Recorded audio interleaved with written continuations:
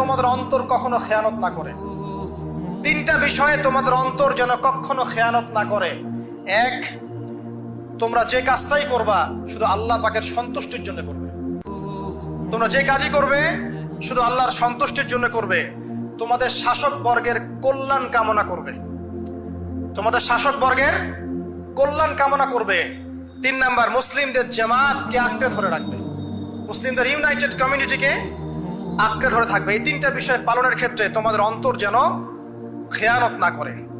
এদিন সূর্য ঢলে যাওয়ার পরে নবী সাল্লাল্লাহু আলাইহি ওয়াসাল্লাম আরো বললেন, শুনে রাখো হে মানব জাতি, এটা ভালো করে শোনেন, শুনে রাখো হে মানব জাতি, নিশ্চয়ই আমি মুহাম্মদ সাল্লাল্লাহু আলাইহি ওয়াসাল্লাম জাহেলি যুগের যত কুপ্রথা আছে সমস্ত কুপ্রথাকে আমার পায়ের তলে পিষ্ট করে গেলাম।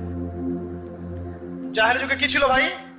শিরিক ছিল, সুদ ছিল, মাদক ছিল, নারীর অবমাননা ছিল, কন্যা সন্তানকে দাফন করা হতো, রক্তক্ষয়ী, হানাহানি, মারামারি, কাটাকাটি ছিল। এগুলো সবকিছুকে আমি আমার পায়ের তলে দাফন করে গেলাম। এটা কি দাফন হয়েছে? তিনি বলছেন, নিশ্চয়ই আমি জাহেলি যুগের সুদকে আমার পায়ের তলে পিষ্ট করে যাচ্ছি। সর্বপ্রথম যার সুদ আমি পিষ্ট করছি তিনি হচ্ছেন আব্বাস ইবনে আব্দুল মুত্তালিব, আমার চাচার সুদ। নিজের পরিবার থেকে দৃষ্টান্ত স্থাপন করলেন।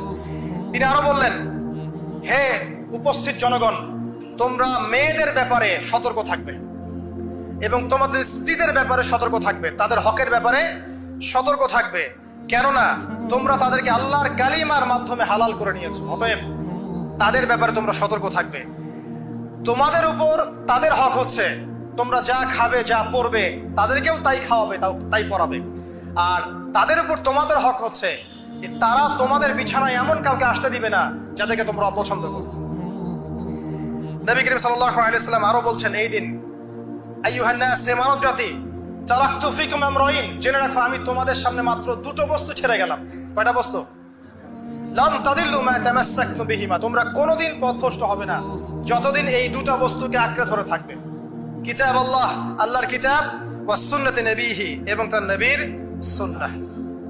তিনি আরো বললেন, আল মুসলিম, জেনে রাখো প্রকৃত মুসলিম সে ব্যক্তি, মান সালিমাল মুসলিমুনা মিন লিসানিহি ওয়া ইয়াদিহি, যে ব্যক্তির হাত এবং জবান থেকে অন্য মুসলিম নিরাপদ থাকে সেই ব্যক্তি হচ্ছে প্রকৃত মুসলিম। আল মুহাজির, আর প্রকৃত মুহাজির সে ব্যক্তি, মান হাজারা মা নাহাল্লাহু আন, আল্লাহ পাক যা নিষেধ করেছেন সেখান থেকে যে দূরে থাকে সেই ব্যক্তি প্রকৃত মুহাজির, মানে হিজরতকারী। তিনি আরো বললেন, মনে রেখো আমি তোমাদের সবার আগে হাউজে কাউসারে চলে যাব, সুবহানাল্লাহ, এবং সেখানে আমি তোমাদের জন্য অপেক্ষা করতে থাকবো। অতএব শোনেন,